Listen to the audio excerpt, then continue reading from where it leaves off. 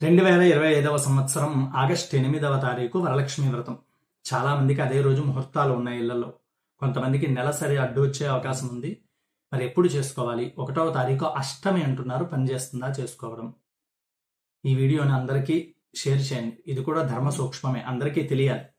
నా వీడియో కింద కూడా కామెంట్లో 2-3 అడిగారు అష్టమి రోజు వ్రతం చేసుకోవచ్చా అని. ఒకళ్ళిద్దరు అయితే దానికి ఆన్సర్ కూడా చెప్పేశారు, అష్టమి రోజు పనికిరాదు అని చెప్పి.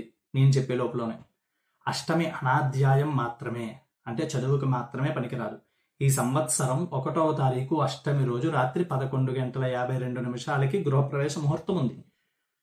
ఇది చాలా మందికి తెలియకపోవచ్చు. మీరెందుకు తెలియని దాంట్లో ఆన్సర్ చేస్తున్నారో నాకు తెలియదు. ధర్మం తెలుసుకోండి. మనకి ఒక్కొక్క సంవత్సరం పంచాంగాన్ని అనుసరించి పౌర్ణమి పాడ్యమి గడియల్లో శుక్రవారం వస్తుంది. అంటే దానికి ముందు వచ్చే శుక్రవారం వరలక్ష్మి వ్రతం చేయాలి.